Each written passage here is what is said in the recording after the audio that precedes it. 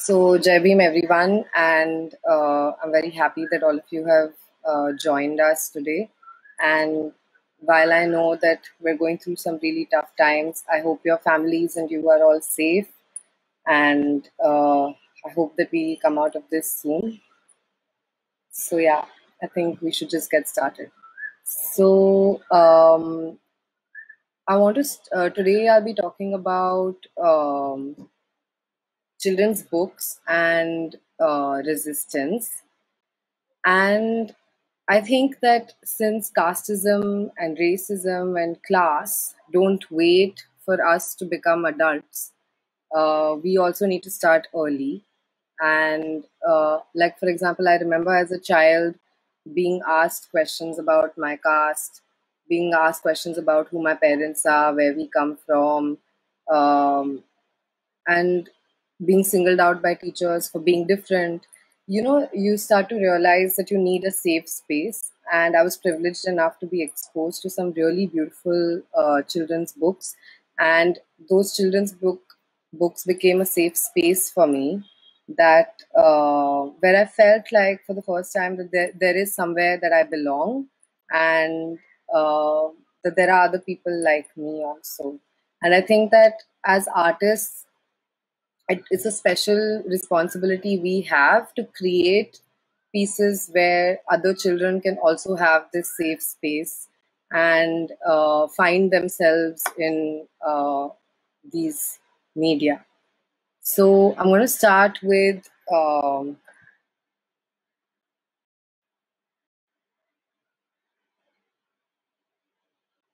okay. I'm going to start with this book that you can see, which is called What Shall I Be by Vladimir Mayakovsky. And Vladimir Mayakovsky is a USSR poet. He's a revolutionary poet. He did all kinds of things. He expressed in every way possible for him. He wrote poetry, he did graphic design, he did children's books, he did photography. So he tried his hand at basically everything. And this book is really special to me because it's also from my childhood. These books from the USSR were really accessible at some point, and they were really cheap also. This particular book is about a little boy who is who with his brother is trying to see what he can be when he grows up. And occupations like being a carpenter, being a sailor, being a worker, being a doctor are all looked at as options in a very equal standing. And one is not looked at as above, like as different or lesser than the other. And although I know that in the Indian context, when it comes to caste, it's really difficult to make such a pick. It's not as simple as, if I want to be a doctor, I'm certainly going to become a doctor. I know that it's a lot more complicated, but I feel like it's a dream of equality that we can all have. And as children, it's really interesting that a child can then weigh these options as equal options, right? So that's what I really liked about this book. And I think that the next book that I want to show you is called A Visit to the City Market. This is a textless book. And wait, are you able to see it? Yeah. It's a textless book. I had it as a child in Marathi, and it was called Bazarala Chala. It was published by Children's Book Trust, and the book has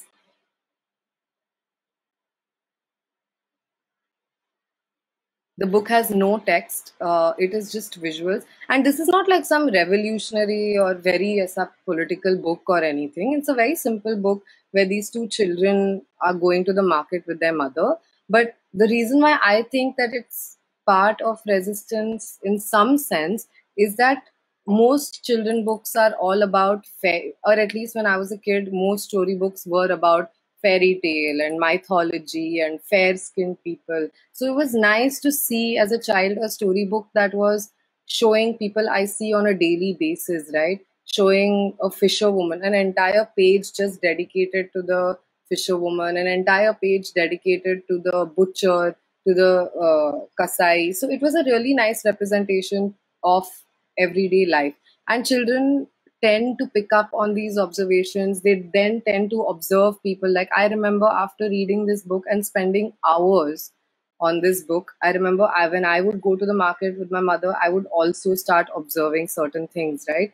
And the one thing to remember when it comes to children's books is that, unlike us, children reread books over and over again. So we need to create books, we need to try and create books and content that gives them more each time they come back, so they can keep having interesting things to come back to, right? And interesting observations they can make.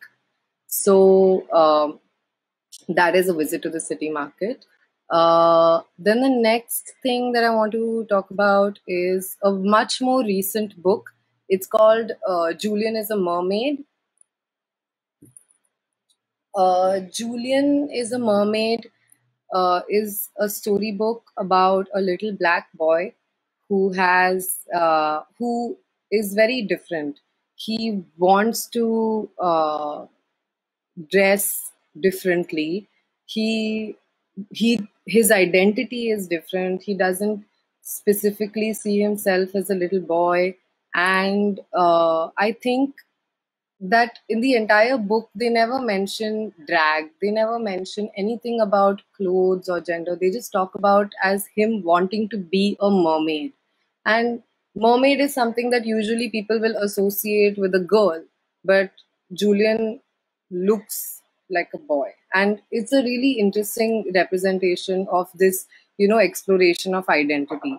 And the most beautiful part about this book is that his grandmother is so supportive of him, and she supports in what he wants to be and what his dream is, and wants him to accept himself and be the best version of himself or themselves. So the next one is called I Love My Hair. This has been my favorite for a very long time. Again, not a book from my childhood. It's a book I discovered as an adult. It's this book, it tackles with the issue of hair, which is such a big issue for within the Black community. For us, this a similar issue would be skin color, right? The way we are so obsessed with fair skin. There is a whole conversation in the Black community about hair, and this book takes us through a mother doing her little girl's hair. And as she is doing her hair, she talks about, as she's doing her hair, she talks about the various kinds of hairstyles that people do. She compares cornrows to plantations, to cotton plantations where Black people were enslaved and made to work. So it's a book that fills you with a lot of pride. And I know that art and pride may not always fill stomachs, but it gives us hope to keep carrying on, right? So, and it also reminds me of one more thing, that often when people say resistance, when people say political, they think of some big revolution, they think of some big protest. But everyday life for people from oppressed communities is also a resistance, right? Just for example, Manuwadis don't want us to go to school, don't want us to go to universities, don't want us to get higher education. So us just going to university and saying ki nahi, I am going to do my PhD or I am going to do my masters, and it against all odds, that is resistance in itself. And so stories that come from such narratives that come from such moments are also stories of resistance. So I think accepting your the way you look, accepting where you come from, accepting yourself and loving yourself when your oppressor wants you to hate yourself and wants you to think that you are lesser than them, that is resistance, right? And I think it's really important to instill that in children. Um, The next one is Bhimayana and the Boy Who Asked Why. Now, when it comes to Bhimayana, I am not so sure that this is a book meant for children. I don't know if it's a book meant for children, but the visuals are really interesting. And I think that it's an interesting way of telling the story and the struggle of Dr. Babasaheb. Uh, the next book, and then there is The Boy Who Asked Why, which is basically looking at Babasaheb from the perspective of him being a child who refuses to take no for an answer and who has made up his mind that he is going to do things the way he wants to do things. And how he grows up to be the man who has given us a constitution, who has given us freedom in some sense. So these are two really great books. And I, frankly, I don't know any other books that are based on Baba Sahib. So if anybody knows, please let me know. It will be really helpful for me also. Then the next book that I want to go to is We the Children of India.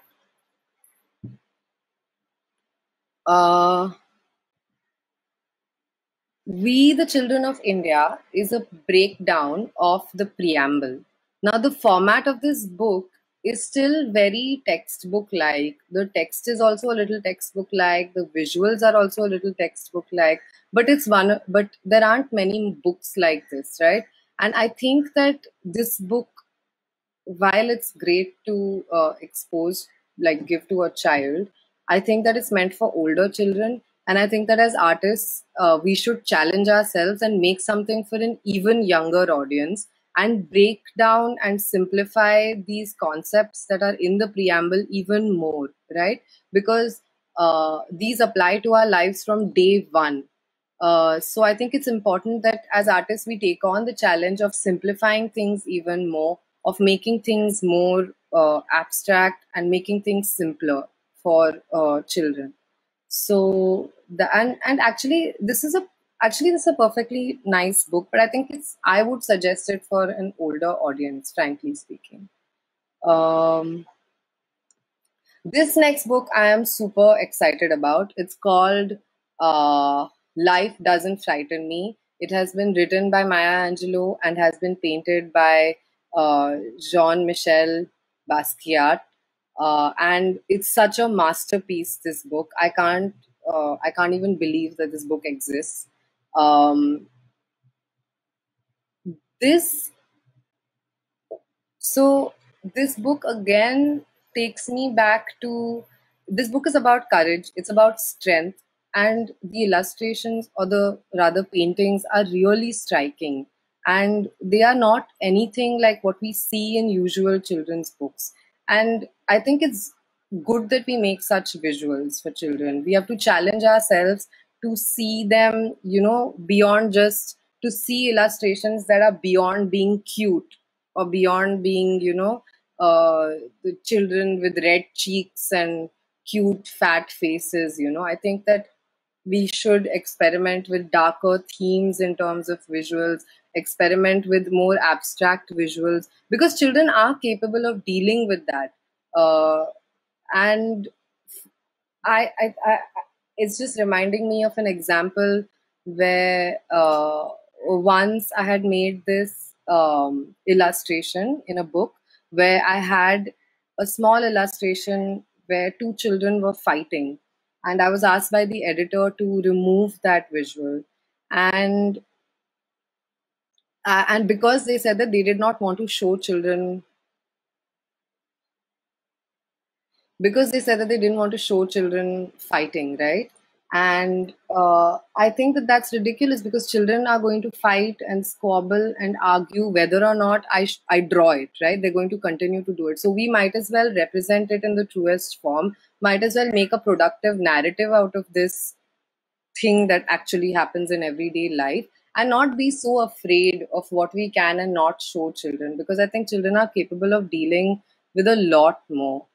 Someone's asking me to show more slides from this. I can even read out some of the lines.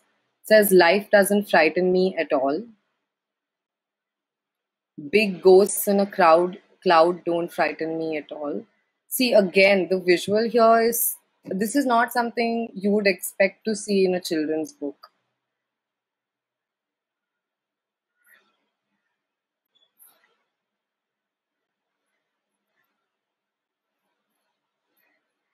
Actually, I don't have the PDF for this book, so I've just like found random images from online.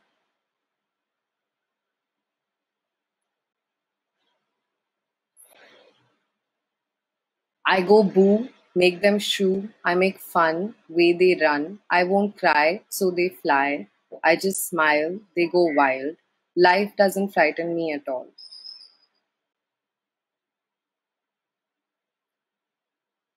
Um, So yeah, and so this is taking me in the same vein. I want to show like this is as resistance can get in terms of children's books. This is a book called The History of Colors, The Story of Colors, and it is by none other than Subcomandante Marcos, who is one of the former leaders of the Zapatista movement and of Mexico. And again, this book is extremely raw in the way that it's written, in the way that the visuals are, and what? One second. Yeah, and basically, the book tells us a story of how colors were born and how the macaw bird contains all the colors in itself as a reminder to humanity that all these colors can live together. And it's a book about diversity, it's about harmony, and even in its writing, it's very raw. It it includes like things like love making or smoking, and it mentions it very casually. It's not like made into a big deal कि ओ वो smoke कर रहा था या मैं smoke कर रहा था हम लोग या ये लोग they were making love or anything like that. It's just talked about in a very as metaphors like for example ये जो story है the story of colors is being told to Marcos by someone else. And Marcos says, for example, that as I lit my cigarette, he began to tell me the story of colors. So or he compares something to making love. So like it's mentioned in a very matter of fact way, and I think that it's okay to expose children to these kinds of concepts. Not, and I'm not saying that we should uh, show smoking in a positive light to children, but I'm just saying it's something that happens in life, and we shouldn't be afraid to represent certain things. Um, and this book, the some of the pages on this book are really dark. Some of the pages in this book are gray completely, and that is not something you expect from a book titled "Story of Colors," right? Uh, but I think that it's important that we challenge ourselves. I myself have not been like so far. I feel like I am yet to come upon a style or step into a style that is whimsical, that is a little abstract, that is more honest to how children see the world and how children themselves draw. Children themselves don't draw really cute images or really pretty images. They themselves are really raw in how they draw and very abstract in how they represent themselves. So I think we should also, as visual artists, try to do that, be more honest in how we do that for children. Um, so this book is pretty straightforward. It's a really straightforward approach. I don't know if such A is for activist. I don't know if this is meant for a young child because usually children who are learning ABCD are really small. I don't know how you would explain as a parent or as a teacher. I don't know how you would explain advocate or abolitionist or ally to a child. But I still think that it's an interesting attempt, and there should be more books like this. What is, yeah. Little d democracy, more than voting, you'll agree. Dictators detest it, donkeys don't get it. But you and me, we demand equality. Then E is for equal rights. So, okay. So the next one, this is the last one that I want to show you guys. Uh, it's called Last Stop on Market Street. This is a very special book. It's a very emotional book. It's a book that has won many awards, and it's about a little boy who is stepping out of church and is on his way home with his grandmother. And uh, basically, he asks a lot of questions about their life, and his grandmother has an interesting answer each time.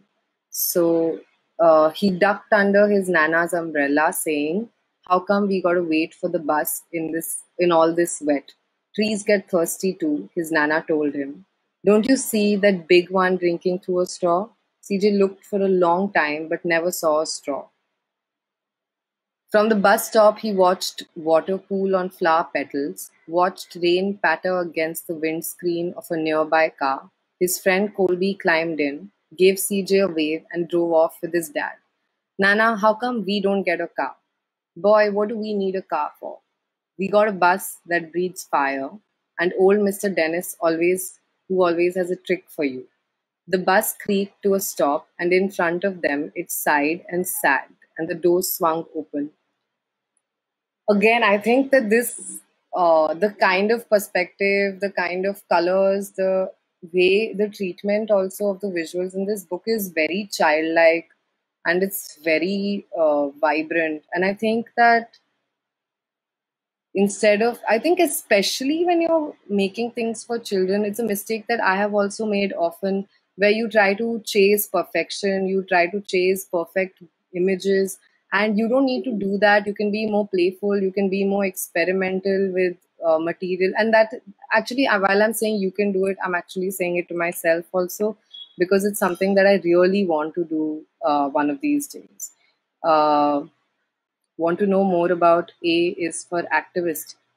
Uh, I mean, I don't know what more is to say. I don't know who this is by.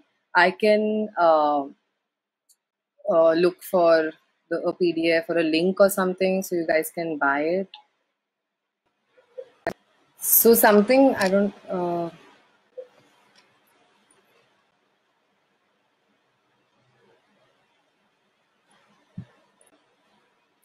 So something went wrong.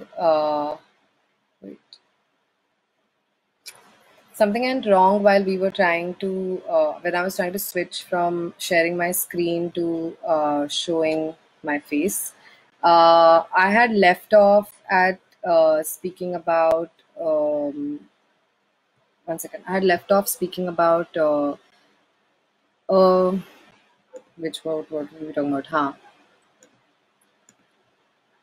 Last Stop on Market Street. And I was saying that although most of the books that I've shown this time were not a lot of them were Indian titles, and not a lot of them represented the anti-caste perspective either. And there are a lot of books that do that. It's just that I didn't have access to these books, and that's why I couldn't show these books. Um, One thing that I wanted to point out is that there is actually a lack of anti-caste representation in children's literature in India. And so a friend and I have decided to take this problem head on, and we're going to be starting a children's, specifically anti-caste children's publishing setup. I don't know if you want to call it a house or what, but we are going to be publishing, writing, illustrating stories that come from an anti-caste perspective. There are stories about our leaders. We're still figuring out a lot of the logistics and details of it.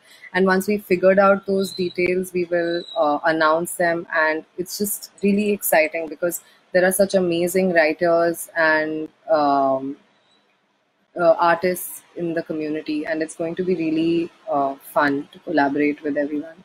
So yeah, I think that's all I had to say. If anyone has any questions, any doubts that you want to like clarify or let me know, I'll just wait for 2 minutes. 2 minutes is too long. Um,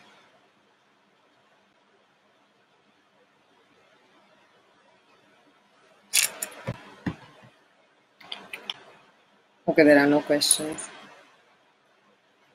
So I think so. Then with this, I'll end the live video formally. Uh, Thank you so much for joining me today. Sorry about any technical glitches, and I hope to see you guys soon. I can send a reading list that I can send a list of all these books that I presented today to Prabhakar, and they can post it. So yeah, looking forward to all these great uh, initiatives, and yeah, stay safe, take care, bye bye.